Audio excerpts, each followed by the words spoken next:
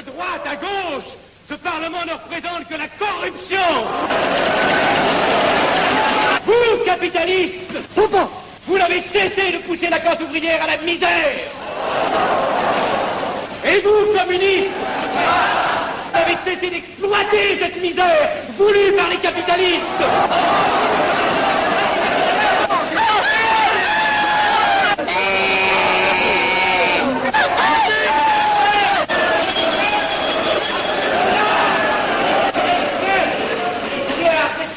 Et vous tous, parlementaires, désuets et périmés, n'acceptez pas le parlementarisme.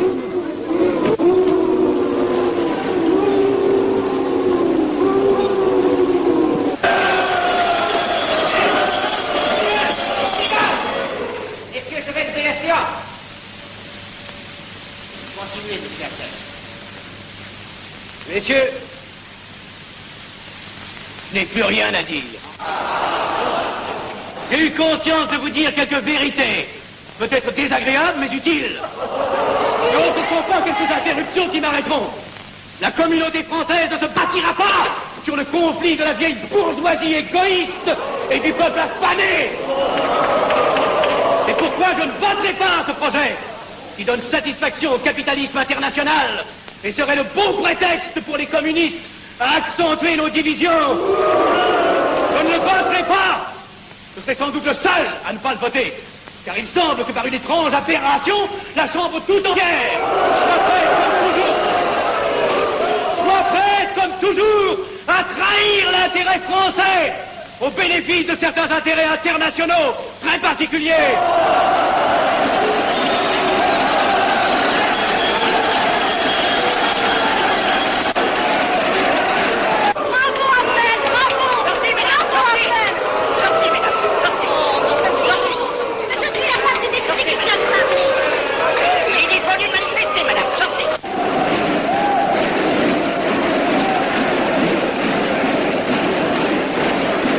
Il a du courage, ce petit Artel.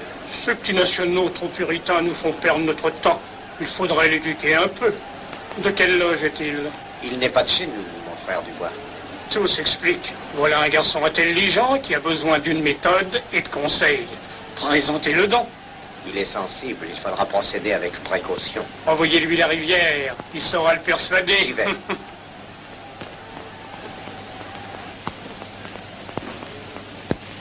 Mon cher vénérable, nous avons un service à vous demander. Enfin, Guédon, je vous suis tout dévoué. Le jeune Avenel qui vient de parler assez brillamment devrait subir les épreuves de l'initiation. La maçonnerie lui apporterait beaucoup et le disciplinerait. Ne croyez-vous pas? J'y pensais déjà. Nous allons nous en occuper activement. Alors, je suis brisé. Comment avez-vous trouvé mon discours? Excellent. Vous leur avez dit de fort bonne vérité. Ouais, ça n'a pourtant servi à rien, ils ont voté le projet. Ça ne sert jamais à rien de dire la vérité.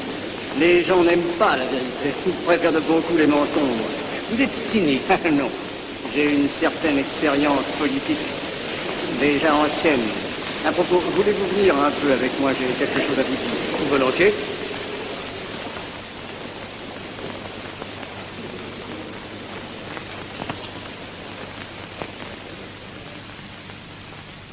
Oui, voyons, je voulais vous dire, si nous reprenions notre conversation sur la franc-maçonnerie, vous m'aviez dit l'autre jour que vous étiez curieux de connaître cette association. Ah oui, on en dit tantôt du bien, tantôt du mal. Je vous avoue que je n'aime pas beaucoup les sociétés secrètes. La franc-maçonnerie n'est pas une société secrète. C'est une société discrète. Pourquoi éprouves-tu tant de répugnance à me voir entrer dans la franc-maçonnerie? Cette association me semble suspecte. Il ne doit y avoir que des arrivistes là-dedans. Non, voyons, nous sommes peut-être aussi des braves gens, animés d'un idéal sincère. Le texte qu'ils m'ont donné est rempli de bonnes idées. Tu me diras que ça n'est qu'un programme affiché à l'entrée. Mais il me paraît loyal. Tu es un honnête homme, mon chéri. Mais tu as un grand défaut. Ah, et lequel? Tu ne vois jamais le mal. Tu imagines que les autres sont bons comme toi-même. C'est pourquoi tu as toujours des déceptions. N'importe, je suis décidé à tenter cette expérience. Alors fais-la. Je souhaite me tromper. Quand dois-tu te présenter chez ces gens? Mercredi. Déjà.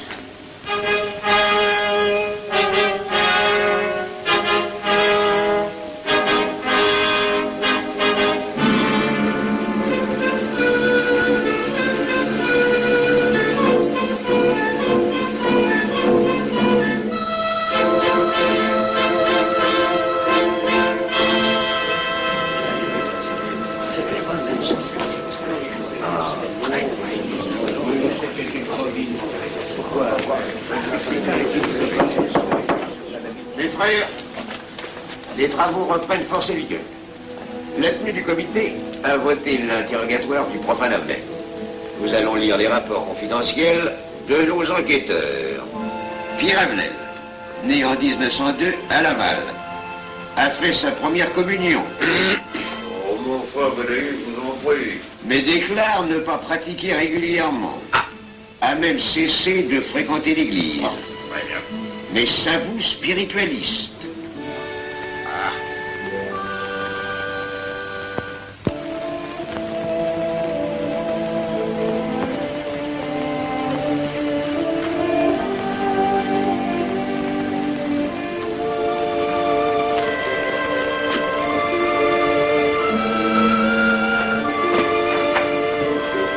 Monsieur, voulez-vous aussi?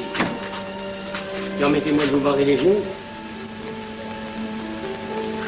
Mes frères, le profane Avenel, qui nous est recommandé par notre frère Gainsbourg, vice-président de la Chambre, est député. Cela ne nous impressionne pas.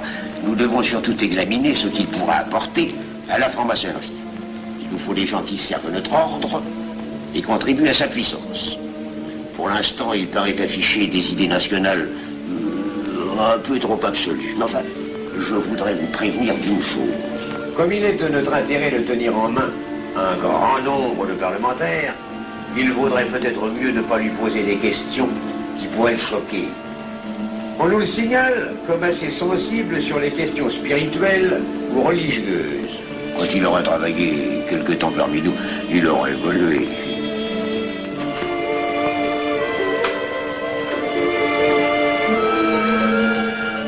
Et voilà, le silence le plus absolu, mes frères. Qui frappe ainsi régulièrement à la porte du temple? C'est un profane qui demande à être interrogé, vénérable maître. Faites entrer le profane.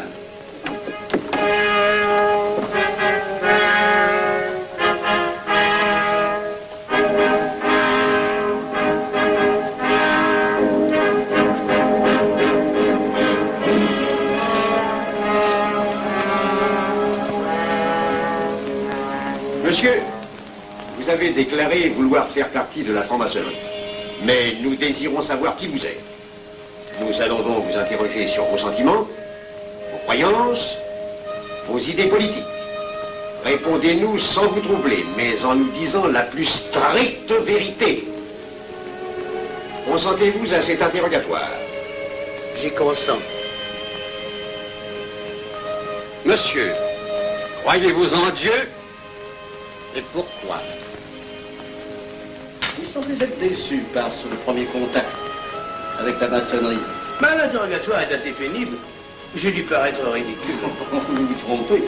D'autres qui sont passés avant vous ont moins bien répondu. Vous avez été reçu avec une majorité convenable, 16 voix contre 10.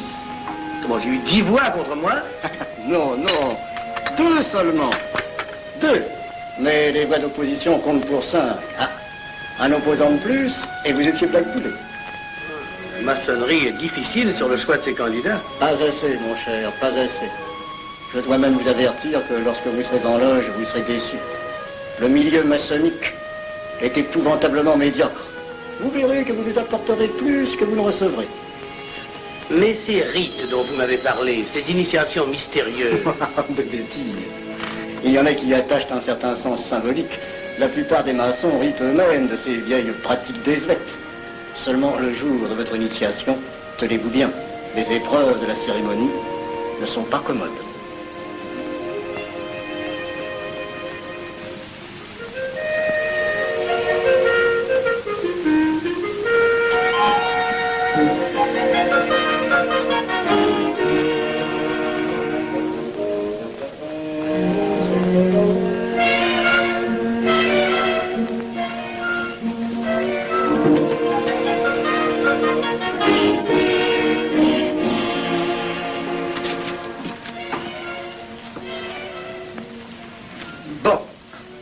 Attendez à la buvette, là. On viendra vous chercher. Mais c'est entendu, mon cher, je m'occupe de ton affaire. Tu peux compter sur moi. Mais c'est entendu. Excuse-moi, la nuit va commencer, je suis un peu en retard.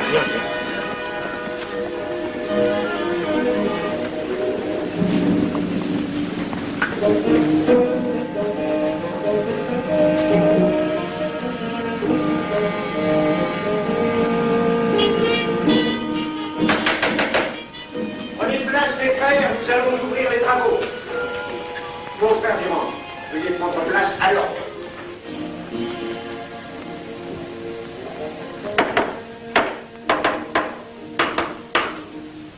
Frère premier surveillant, êtes-vous franc-maçon? Mes frères me reconnaissent comme tel, vénérable maître. Frère second surveillant, quel âge avez-vous? 3 ans, vénérable maître. Frère premier surveillant, quel est le premier devoir d'un surveillant en loge? Vénérable maître, c'est de s'assurer que le temple est couvert. Veuillez vous en faire assurer par le père couvreur.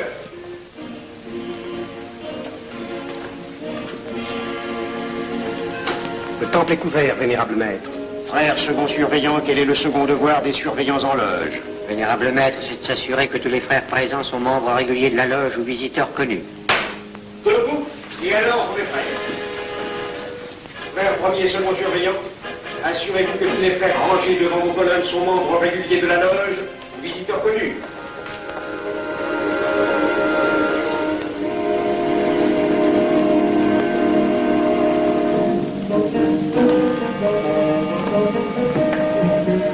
Vénérable maître, les frères qui décorent l'une et l'autre colonne sont membres réguliers de la loge ou visiteurs connus.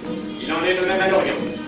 Frère premier surveillant, à quelle heure les francs-maçons opèrent-ils leurs travaux? À midi, vénérable maître. Quelle heure est-il, frère second surveillant? Il est midi, vénérable maître.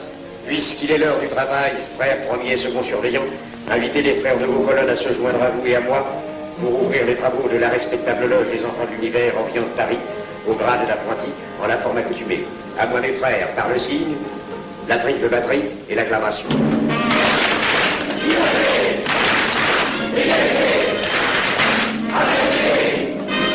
Prenez place, mes frères, les travaux sont ouverts. Mes frères, l'ordre du jour appelle l'initiation du profane Avenel. L'atelier a voté dans une précédente tenue la mission du dit profane. Nous allons donc ce soir le recevoir solennellement. Mon frère couvreur, veuillez aller chercher le profane Avenel qui a écrit son testament philosophique dans le cabinet de réflexion.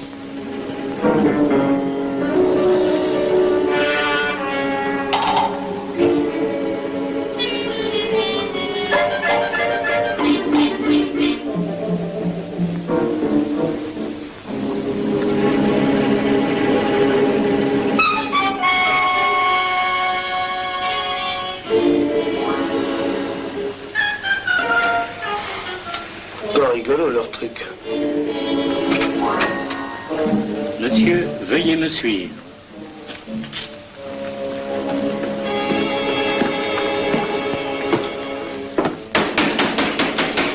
Qui frappe ainsi régulièrement à la porte du temple? Vénérable maître, c'est un profane qui demande à être reçu maçon s'il en est jugé digne. Frères, armez-vous de vos glaives. Faites entrer le profane.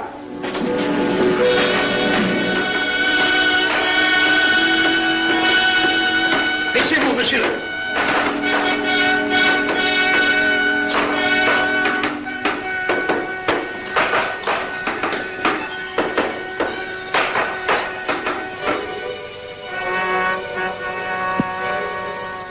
Monsieur, cette épée que vous sentez sur votre poitrine est toujours levée pour punir le parjure. Elle est le symbole du remords qui déchirerait votre cœur si vous deveniez traître à la société dans laquelle vous voulez entrer. Est-ce de votre propre volonté, en pleine liberté, que vous vous présentez parmi nous? Oui. C'est une institution qui ne procède que d'elle-même. Elle prend sa force dans la raison. Persistez-vous toujours dans vos intentions? Êtes-vous bien déterminé à vous soumettre aux épreuves, quelles qu'elles puissent être? J'y consens. En ce cas, confiez-vous à la main qui va diriger vos pas. Mais comme il serait imprudent de s'imposer des obligations dont on ne connaîtrait pas l'étendue, il est de la sagesse de cette respectable assemblée de vous dire quels seront vos devoirs si elle vous admet dans son sein. Le premier est un devoir absolu de secret sur tout ce que vous pourrez entendre et découvrir parmi nous, ainsi que sur tout ce que vous verrez et saurez par la suite. Je dois exiger de vous un serment, prêté sur la coupe des libations. Consentez-vous à le prêter?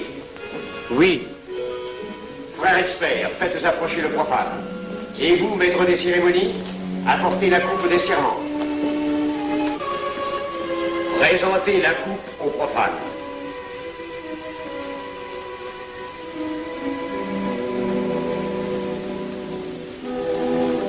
Prononcez avec moi le serment. Je m'engage sur l'honneur, au silence le plus absolu, sur tous les genres d'épreuves qu'on pourra me faire subir. Je m'y engage. Vous devez connaître toute l'importance d'un serment. Si jamais vous manquiez à une parole aussi solennellement donnée, buvez. Buvez! Buvez! Que ce breuvage amer soit pour vous le symbole de l'amertume et du remords, que laisserait dans votre cœur le parjure qui aurait souillé vos lèvres. Frère expert, emparez-vous du profane et faites-lui faire son premier voyage.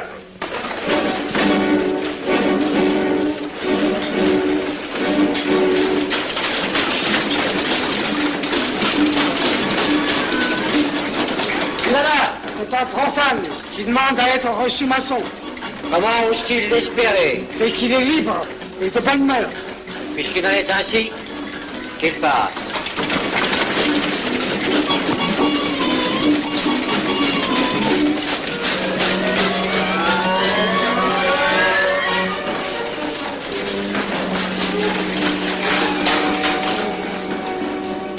Monsieur, le voyage symbolique que vous venez de faire est l'emblème de la vie humaine. Le bruit que vous avez entendu figure les passions qui l'agitent. Les obstacles que vous avez rencontrés peignent les difficultés que l'homme éprouve et qu'il ne peut vaincre ou surmonter que grâce à l'aide qu'il trouve dans ses semblables. Frère expert, faites faire le deuxième voyage.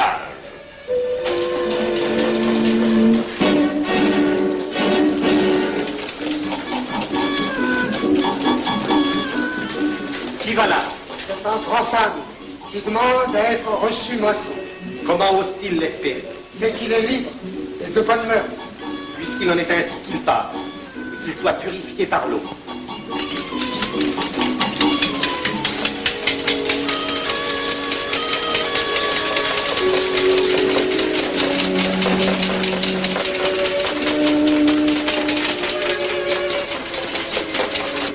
Monsieur, nous avons procédé à l'épreuve de l'eau qui représente l'épuration de votre esprit naissant à la vie maçonnique.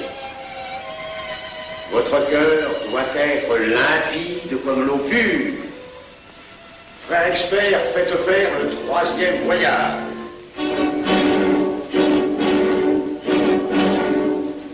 Qui va là? C'est un profane qui demande à être reçu maçon. Comment ose-t-il l'espérer? C'est qu'il est libre et de bonne mœurs.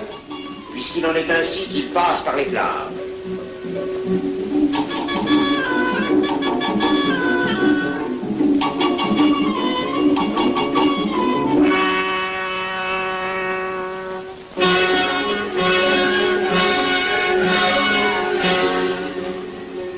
Monsieur, les flammes dont vous avez été environné ont achevé vos épreuves. L'ordre maçonnique dans lequel vous demandez à être admis pourra peut-être un jour exiger que vous versiez jusqu'à la dernière goutte de votre sang pour sa défense et celle de vos frères. Je vais maintenant vous faire prêter serment à la franc-maçonnerie. Frère expert, amenez le profane à l'autel. Mes frères, debout, à l'ordre avec lèvres aux mains.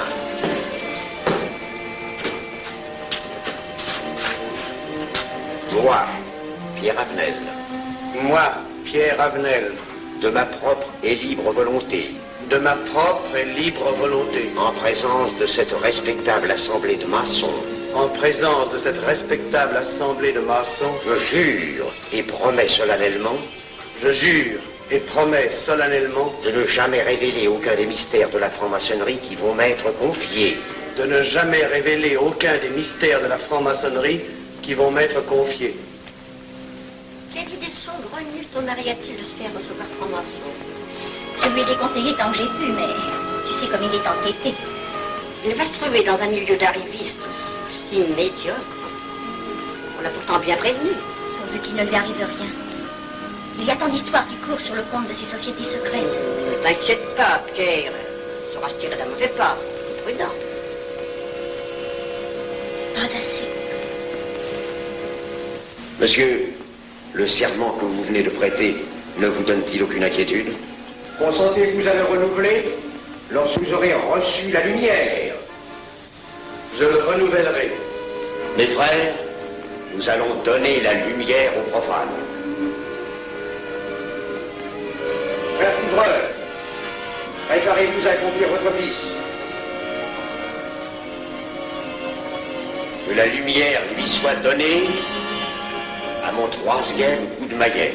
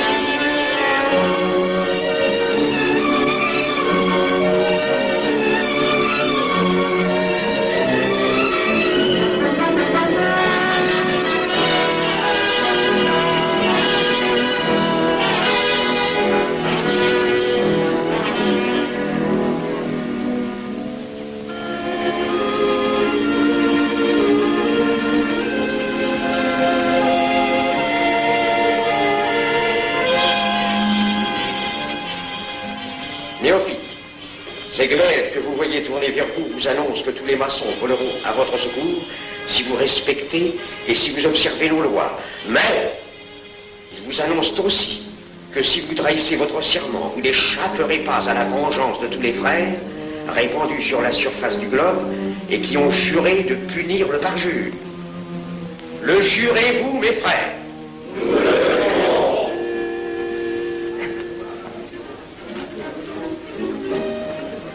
Mes frères, à la santé de notre nouveau frère. À votre santé.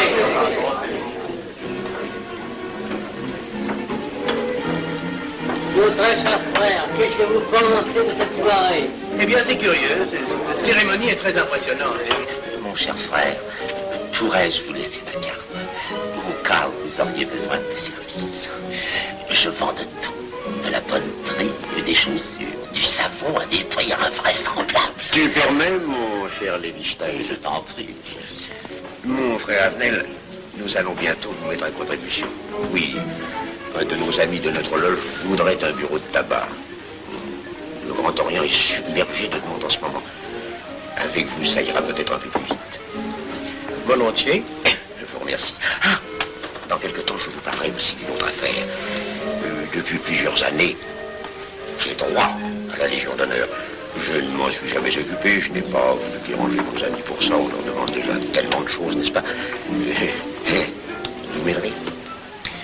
À votre service. Merci beaucoup. Alors, on nous voit.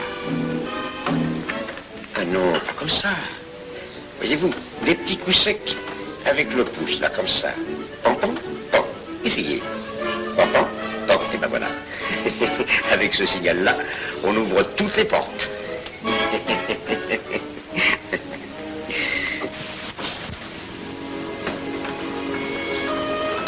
Alors, content? Bon. Tu as l'air contrarié. Oh non. Déjà déçu? Pas encore. Dis-moi me raconteras la séance. Ah, j'ai juré de ne rien dire. Même à moi? Écoute, c'était pas ridicule. C'était étrange.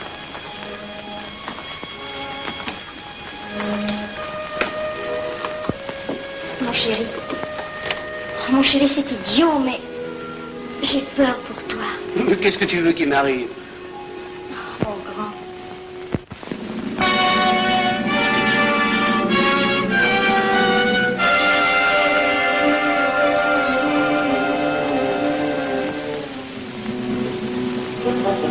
Mon très cher frère Abnel, vous êtes député. J'ai un service à vous demander. Tous les détails sur la bureauterie. Mon très cher frère, si vous pouviez m'obtenir cette place, vous me feriez plaisir. Mon cher, donnez donc un coup de téléphone au préfet, qu'il m'ôte cette contravention. Voyez la liberté, le scandale fascinateur. Mon très cher frère Abnel, j'ai besoin d'un bon témoin de moralité dans un procès. C'est un de nos frères qui passe en correctionnel. Il est bien un peu coupable, mais avec un peu d'appui. Et pour manifester cette solidarité maçonnique, je suis sûr que vous voudrez bien vivre. L'arrestation du banquier Charles Lévy. Le crime des banques coopératives. Un nouveau scandale financier. Il faut l'exclure, c'est une fripouille. Oui, évidemment, c'est une fripouille, mais puisque personne ne le sait, nous pouvons le garder parmi nous. Non. Mais je comprends très bien vos réactions, mon cher Abnel. Mais tenez, je vais vous citer un exemple. J'ai vécu pendant 20 ans en maçonnerie avec un frère que je considérais comme un escroc. Ben, je n'ai rien dit, parce que c'était un excellent maçon. Nous ne sommes pas du même avis.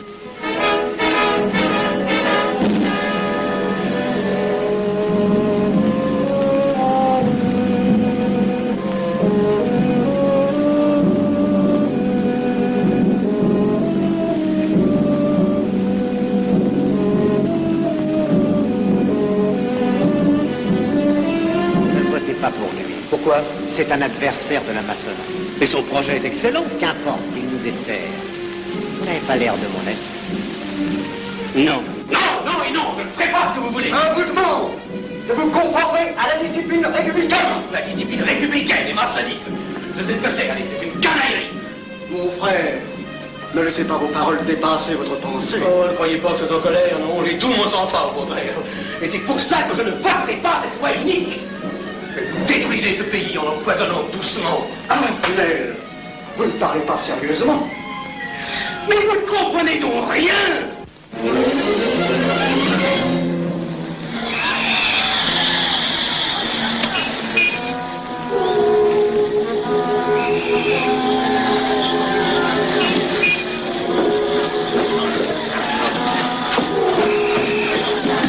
Que se passe-t-il? Regardez. Mais calmez-vous, mon vieux. Je n'ai rien. Rien.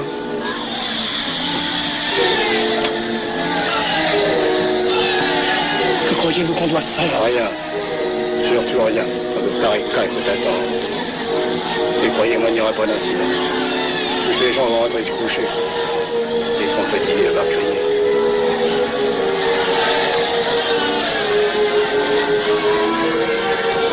Qu'en pensez-vous, Abnel?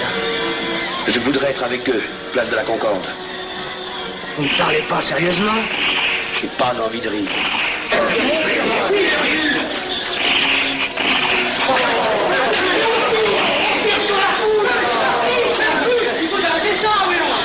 Mais surtout, faut arrêter ça.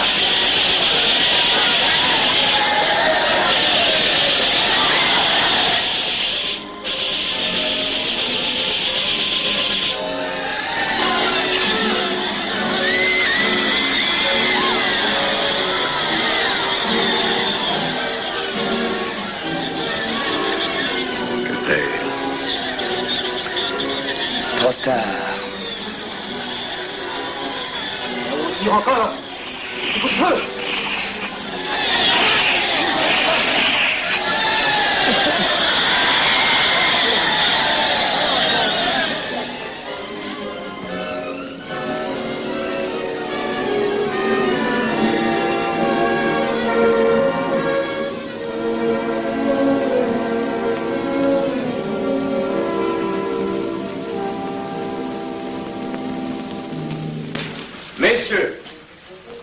établi définitivement la liste des membres de la commission d'enquête. Tout le monde est bien d'accord pour la soumettre au vote de la Chambre. Pas d'objection? Le projet est accepté à l'unanimité. La séance est levée.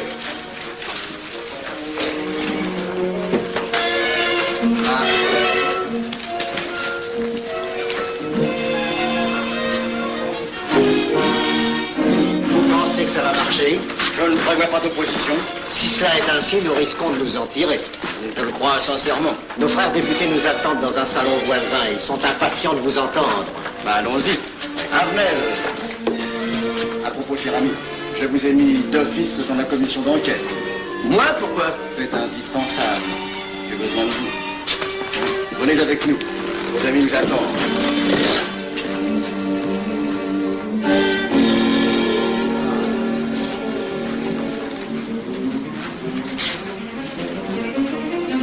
Mes frères, puisque nous sommes contre nous, je puis vous dire bien confidentiellement que nous allons traverser ces événements graves sans trop de dommages. La commission vient d'accepter tout à l'heure les listes que nous avons proposées pour la commission d'enquête. Beaucoup de nos adversaires en font partie, mais dans l'ensemble, les maçons sont encore en majorité. Rassurez-vous donc, ni la République ni la maçonnerie ne sont perdues. Elles ont traversé une crise grave. Elles sortiront renforcées de cette épreuve. Merci.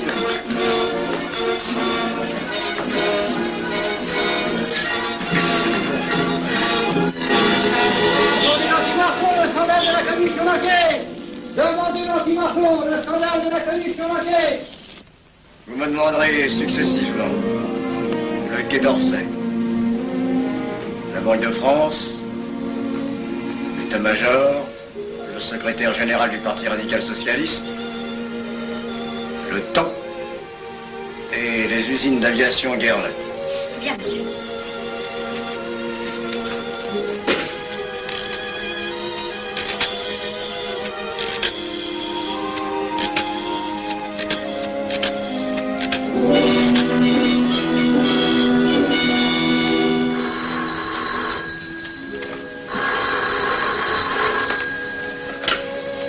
Allô, le chef de cabinet du ministre. Allô? Mais oui, passez-le moi. Lui-même, à vos ordres, votre très cher ami. Je ne peux rien vous dire par téléphone. Il pleut. Vous me comprenez? À merveille. Alertez tous nos amis à l'étranger. Qu'en aucun cas, on ne parle de nous. Silence. Compris. Allô, ici Général Maisonnat. À vos ordres, mon cher Larivière. Je compte sur vous, mon cher général, pour que l'armée ne varie pas politiquement. Elle doit rester divisée, avant tout. Ne craignez rien, j'ai déjà procédé à des changements importants. Tous les officiers suspects d'être contre nous ont été éloignés de Paris et séparés les uns des autres. Mes frères, il est indispensable de franchir cette mauvaise passe. Il ne faut pas trop de mouvement de course. N'est-ce pas, mon frère sous-gouverneur? Nous maintiendrons la monnaie. La presse de droite doit essayer d'attaquer la presse de gauche. Pendant quelque temps. Pour donner le change. C'est entendu.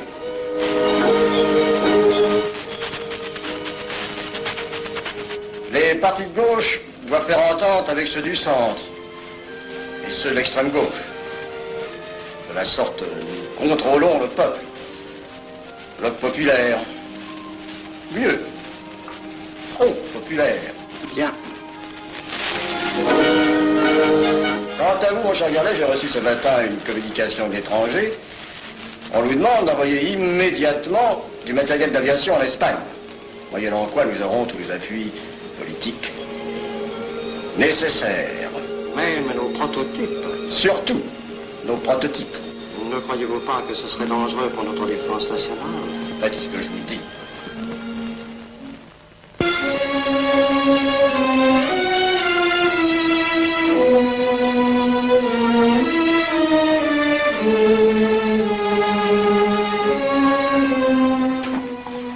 Monsieur Abnel, faites entrer. Ah, bonjour, cher ami. Comment on va? Bien, merci. Ah, je vous ai fait appeler. Que se passe-t-il? On ne vous voit plus. Vous le boudez? Oh non. Cigarette. Non, merci.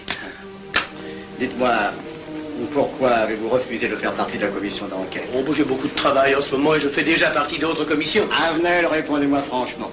Ce n'est pas parce que nous avons eu l'autre jour une petite discussion bien fraternelle? Eh bien, justement, si. Je voudrais vous parler de la franc-maçonnerie. Ah, mais bien, voyons, mais bien entendu. Asseyez-vous. Alors, je vous écoute. Eh bien, voilà, vous avez été mon présentateur, je vous dois une explication. Je suis décidé à déposer ma démission. Vous avez l'air d'avoir été déçu par la maçonnerie. Oh, pire, choqué. Pourquoi? Mais confessez-vous, mon vieux. Vous ne serez pas le premier maçon qui m'aura ouvert son cœur. Qu'est-ce qu'on vous a fait? Mais à moi, personnellement, rien. Mais je trouve ce milieu maçonnique... Pourri d'arrivistes écœurants. Je vous l'accorde. Ah, je ne vous le fais pas dire. Oh, croyez-vous que je sois dupe? Alors, je ne comprends pas. Tant de vertu affichées sur le programme, à la porte. Tant de mystère à l'intérieur pour ne cacher que ces petites combines, ces appétits de comitards. Je m'attendais à trouver des hommes dévoués, sinon supérieurs. Au lieu de ça, je n'ai rencontré que des quémandeurs de bureaux de tabac ou de décoration, ou alors des fripouilles qui cherchaient à m'utiliser pour échapper à des condamnations. En dehors d'eux, des phraseurs, des sectaires ignorant tout, ne connaissant rien de l'histoire de leur pays, rien de l'histoire du monde, rien de la politique, rien de la philosophie, rien. Ah, des cerveaux vides, mais des dents longues, et des langues folles. Et c'est cela qui gouverne la France. Quel grade avez-vous maintenant? J'ai été initié à la maîtrise il y a peu de temps. Eh bien, si vous avez le courage de vivre encore quelques années dans la médiocrité des ateliers bleus, vous passerez ensuite aux ateliers supérieurs. C'est mieux? C'est autre chose. Voyons, vous êtes 33e, n'est-ce pas? C'est le grade le plus haut dans la maçonnerie.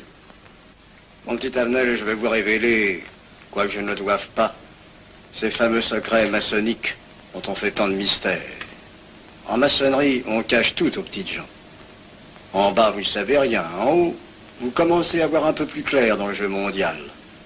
Moi-même, je ne suis pas totalement éclairé sur les intentions des dirigeants de notre ordre. Et quand je dis dirigeants, je me trompe. Il n'y a pas de chef chez nous. Il n'y a que des exécutants. Je suis un pion sur un échiquier, j'accomplis une fonction. Je reçois des messages. J'obéis. Je transmets. J'agis. Mais qui dirige? Personne. C'est beaucoup plus compliqué et simple en même temps qu'on ne pense. Qu'est-ce que la maçonnerie? Des groupes d'hommes qui se sont réunis aux quatre coins de l'univers pour enserrer le monde dans un réseau aux mailles infranchissables. Nous sommes 50 000 en France, 500 000 en Angleterre, 3 millions en Amérique, c'est peu. Mais c'est énorme, parce que nous formons un bloc uni d'une seule volonté. Nous rayonnons partout, nous commandons partout. Ici, 300 parlementaires sont francs-maçons. En Angleterre, le roi fait partie de notre ordre. Aux États-Unis, le président est 32e.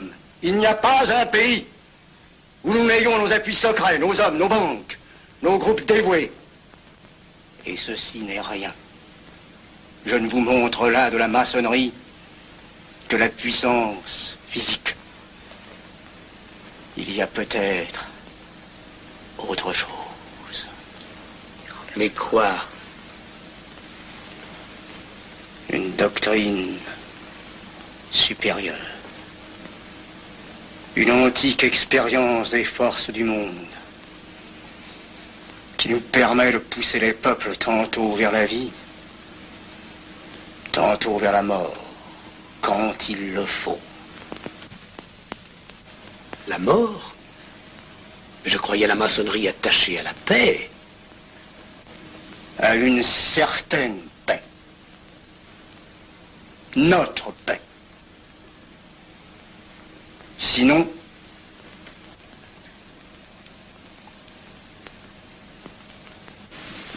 alors, cette démission, je vais réfléchir.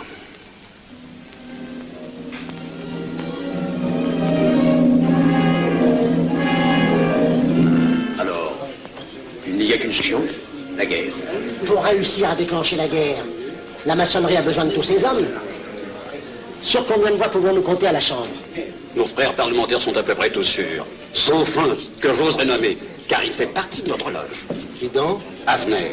Il tient des propos contre le Grand Orient qui l'accuse de vouloir déclarer la guerre à l'Europe. Je n'ai jamais eu confiance en ce type-là. C'est une faute de l'avoir laissé entrer ici. Nous pouvons encore leur amener de meilleurs sentiments. De que vous réussissiez. Qui sait? Nous avons peut-être les moyens pour ça.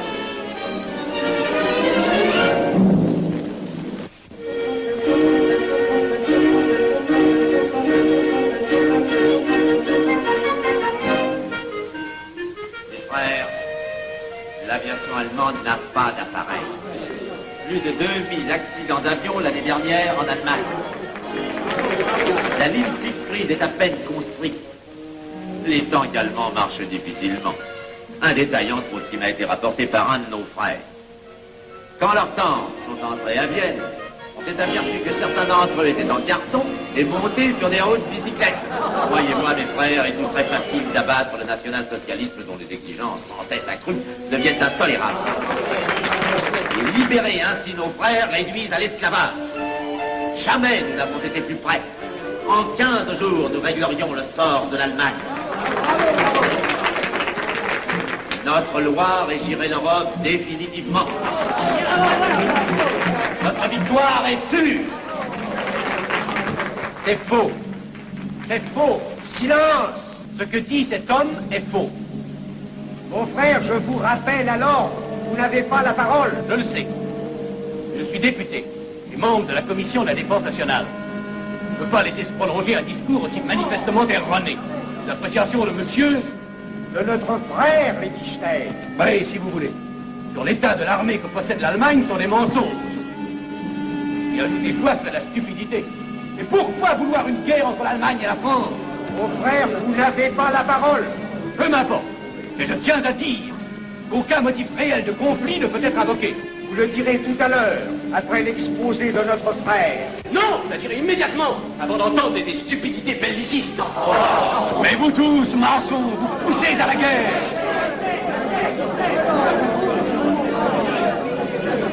Pour que ce pays soit gouverné par vos lois, par les Juifs, et la maçonnerie surtout. Le peuple français ne se battra pas pour défendre une idéologie fumeuse, un régime ignoble, une république pourrie. Mon frère Avner, je vous prie de couvrir le temple.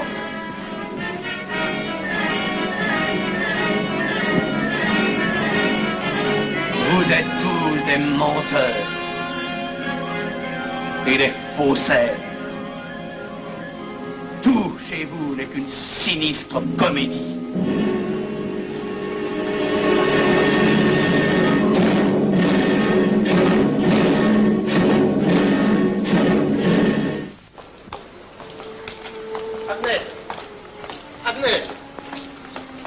Avner, excusez-moi, comme vous, j'habite Neuilly, c'est pourquoi je me permets de vous rejoindre. Mais vous avez fort bien fait, monsieur. J'étais près de vous à la tenue. Je voulais vous féliciter. Oh, merci. Vous avez très bien fait de leur crier des vérités. Ce sont des fous. Malheureusement, il est impossible de leur faire entendre raison. Les événements sont pourtant indiscutables. Oui, oui. Dites-moi, j'ai des documents confidentiels sur l'action actuelle de la maçonnerie qui peut-être vous intéresseraient. Des documents? Oui, oui, des documents. Vous êtes député, il serait utile et urgent que je vous les communique. Mais je crois bien, où sont-ils? Chez moi, pas très loin d'ici. Si vous avez quelques minutes. Et volontiers, allons. Alors, qu'est-ce qu'on décide? Pétard ou couteau? Le couteau, ça fait moins de bruit. Attention, voilà.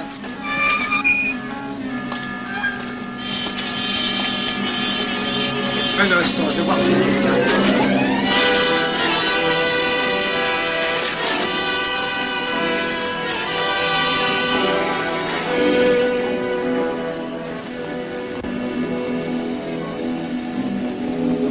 Ne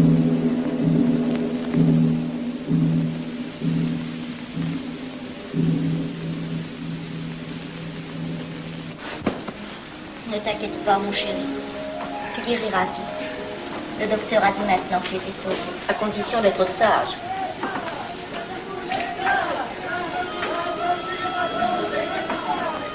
Qu'est-ce qu'on entend? C'est la mobilisation générale, mon chéri. Quoi, la mobilisation? Ne t'agite pas, je t'en supplie. Je n'aurais pas dû te le dire, mon Dieu.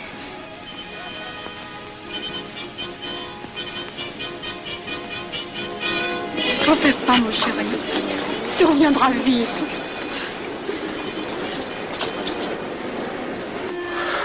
Les brutes.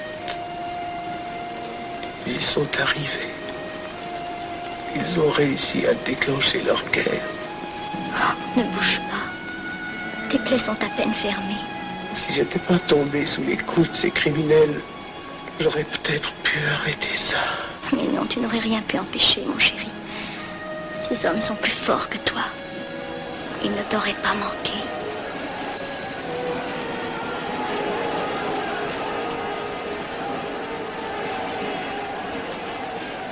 Qu'est-ce que c'est?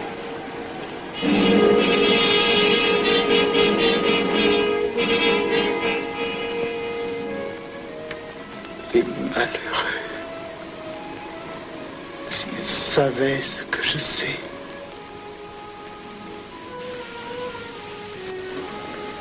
Mes frères, nous pouvons affirmer en toute sérénité que la franc-maçonnerie universelle a présentement atteint son but. Cette guerre qui est la nôtre est déclarée. Elle doit aboutir au triomphe de notre ordre. Il importe que le monde soit définitivement gouverné selon nos méthodes et par nos idées. Debout et alors. Frère premier surveillant, à quelle heure ferme-t-on les travaux? À minuit, vénérable maître. Quelle heure est-il, frère second surveillant? Minuit, vénérable maître. Puisqu'il est minuit et que nous avons accompli notre œuvre, je déclare les travaux clos à mon coup de maillet. Retirons-nous en paix, mes frères, sous la loi du silence.